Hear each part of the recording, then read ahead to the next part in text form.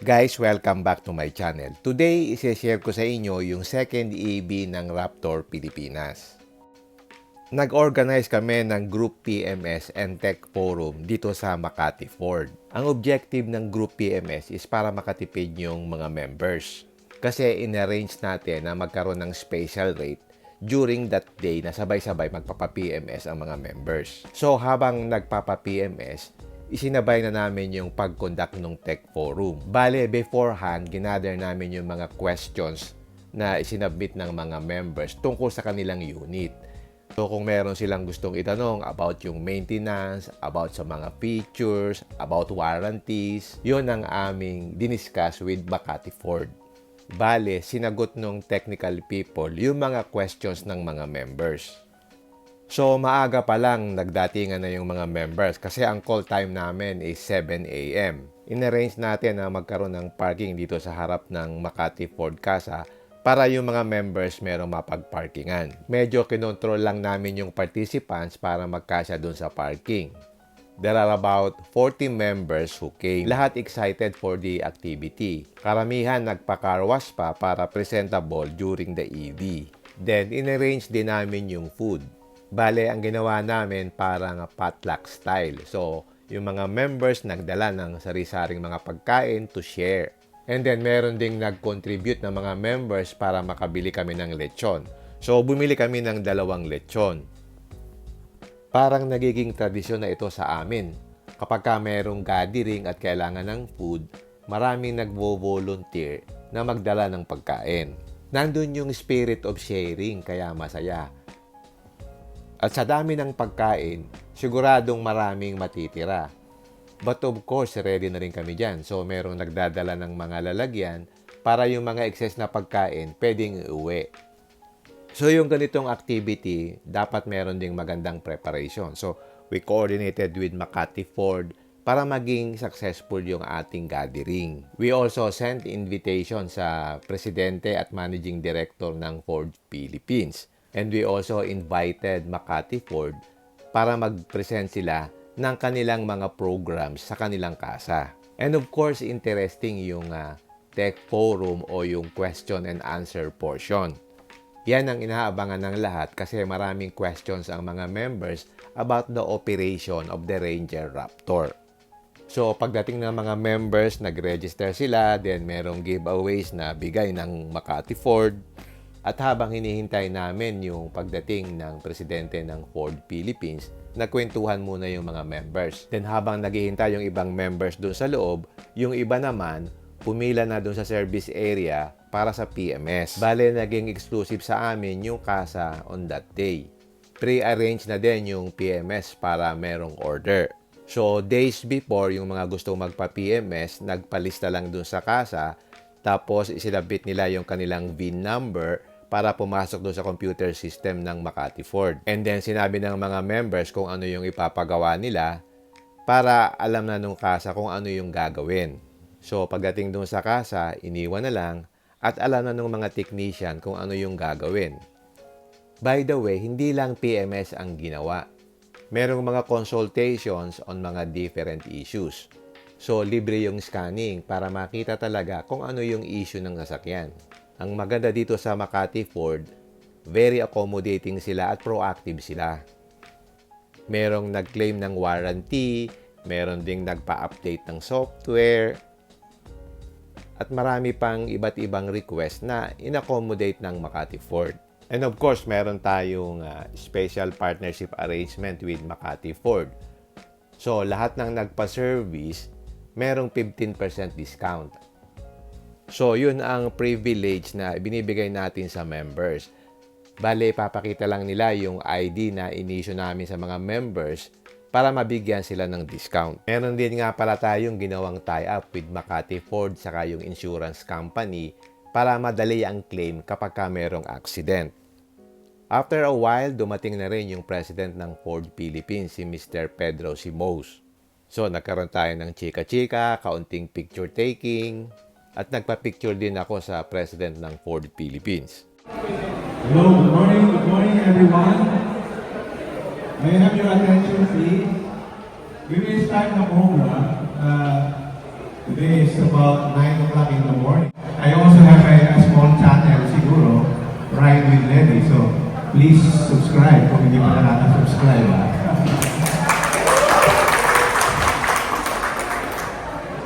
Well, we're happy because I've been seeing new faces here. We are very fortunate that today we have a guest from Ford Philippines. Thank you and good morning, Dr. Pilipinas. How is everyone doing? I couldn't be on your first gathering. I caught up 2 months ago, a month and a half ago. I heard so many good things about it, how well organized it was. And I think Ford's big pillar building great cars, right? We have so many iconic brands like the Mustang right here, the Bronco, the Raptor. But it's not really the car that makes the car iconic. It's passion together for this community, for the brand, for having this common interest. It is special, and it's being part of this event is really humbling for me. So thank you for having me. Thank you as well to the Aeon Group, for organizing, because as much as it is good for you to know how to use your car every day, it's also important to know how to service, how to come together. Because looking after the customer is something for Ford is, core of the DNA. We want to take care of you. We want to make sure that not only you enjoy when the car is on the road, but even when it's not on the road, you have to service or whatever. It is, you're taking care. And we are investing a lot, and I'm not going to steal the thunder of Leon and what we represent today. We've been investing, to make sure that your customer experience is better and better every day. We invested at the end of last year was, and how much passion it was around the brand. This is the most important thing for me. Ford's we love building great cars, right? We have so many iconic brands like the Mustang right here, the Bronco, the Raptor. But it's not really the car that makes the car iconic. It's the customers. It's you, the passion that you have around the brand. I want to thank again for all of you to be here. I want to thank you for being part of this amazing community. I want to thank the leadership of the Raptor Pilipinas for this amazing work, for how well organized it is, and honestly growing so fast in a short time. So thank you all for being here, and I hope you enjoy the time today and you learn from our team here at everyone. All right? Thank you and have a good morning. Enjoy the day. Thank you. Thank you very much. Then after the speech ni Pedro, we gave him a plaque of appreciation. For Mr. Pedro Simon, in grateful recognition of your individual time and inspiring presence during the Raptor Pilipinas Tech Forum and Group PMS held on October 25th, 2025. Your leadership, insights, and commitment to advancing the innovation and excellence in the automotive industry have greatly inspired our members and strengthened our partnership with Ford community. With the deepest appreciation and respect, we honor your continued support to Raptor Pilipinas, presented this day on the 25th of October 2025 at Ford Makati. Signed by the Customer Relations Event Partnership with Frank, Nogi, and Eddie Agoncillo. Thank you.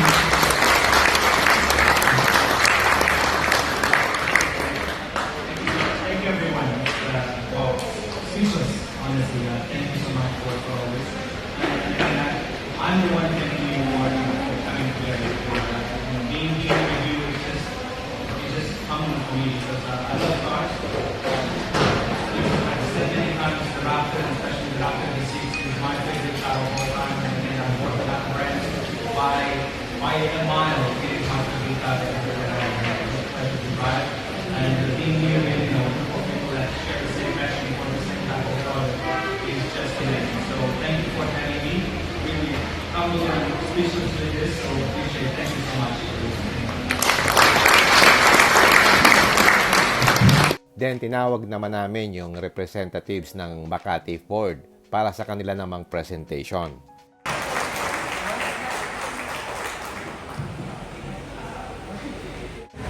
First, I just want to apologize since we're currently renovating. However, with the help of our management, we make this event possible. But first, to familiarize lang my team here in Makati Fort, I just want to call our operations manager, Mr. Marshall Bacolero.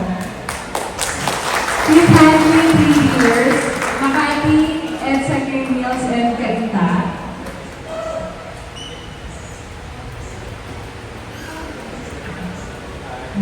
Our operations manager, Mr. Marshall Bacolero. Then, we'll also flash here the team in Cainta and EDSA and Cainta. But I think Sir Levy preferred to have service here in Makati.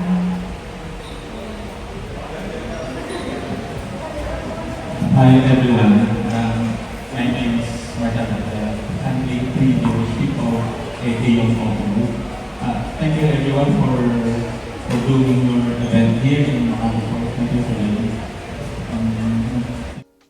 Then nag-present si Paula ng mga available services nila sa kasa. After that, nagkaroon na ng tech forum. Nagtanong ang mga members at sinagot naman ng representatives ng Makati Fort.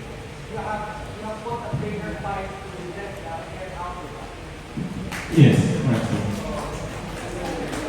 So, the only way to identify kung ano yun is to bring the car to the servicing dealer, then the dealer will conduct the scanning, and then identify kung ano po yung available sa product. But to your question, sir, yes.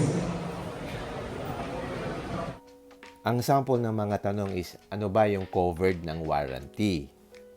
Kailan ba ang tamang interval ng servicing? Ano ba yung gamit ng oil life? Ano yung tamang fuel? Ano rin yung tamang oil? Then, papaano gamitin ang 4x4? At ang pinaka-common na tanong is, kapag ka nag-upgrade ka ba, covered ba ng warranty? So, after the presentation of Makati Ford, binigyan din namin sila ng plaque of appreciation. Masaya kami sa service ng Makati Ford. Madali silang kausap, kaya ginawa namin silang partner. In fact, nag-assign pa sila ng exclusive na service advisor sa mga members ng Raptor Pilipinas. After that, nag-distribute na kami ng membership kits sa mga new members. Ito yung mga members na naka-attend na ng isang EB at nagbayad na ng membership fee at nagsubmit na ng kanilang personal data para sa kanilang ID. Nagsubmit din sila ng kanilang size para sa kanilang t-shirt para eksakto yung fit.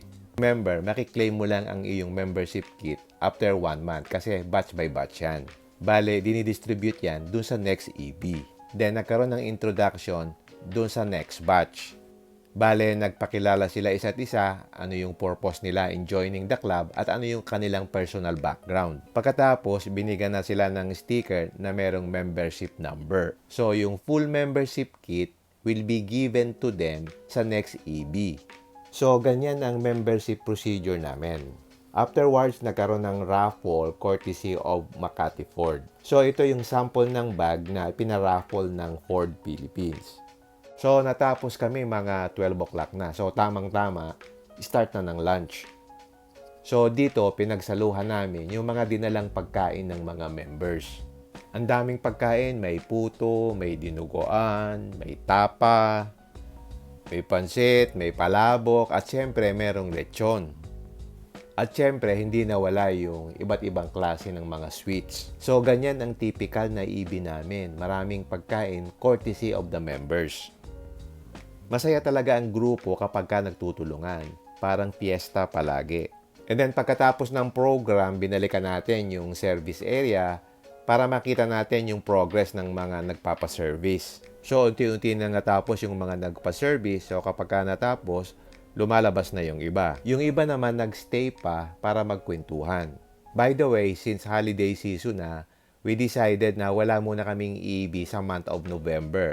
Instead, makakaroon ng planning session ang mga admins para ma-finalize namin kung ano yung mga activities next year. And then sa December, meron kaming Christmas party. Ang Christmas party namin is naka-schedule na sa December 7. Siguradong masaya yon kasi kasama din yung mga pamilya. Right now, nagsusulisit kami ng mga raffle items para masaya naman yung party. Yung mga raffle items namin is normally mga car-related, mga accessories. Hopefully, makaipon kami ng mga raffle items para masaya. So yan, I hope na i-share ko sa inyo ang aming second EB, yung Group PMS saka yung Tech Forum. It was very successful, masaya ang mga members at nasa top condition na naman ang mga Ranger Raptors. Sa isang car club, importante talaga na magkaroon ng regular activities ang club to benefit the members. And of course, hindi namin nakakalimutan yung mga future charity works na aming gagawin. Yan kasi ang isa sa mga objectives namin na talagang makatulong sa mga nangangailangan. Of course, kailangan natin ng magandang planning para smooth yung mga activities. And I think we will be successful in the future. Kasi open kami sa isa't isa. Meron kaming transparency. And of course, dedicated yung members na maging successful yung club. Okay, hanggang dito na lang. I hope na i-share ko sa inyo kung ano yung nangyari dito sa aming second EB.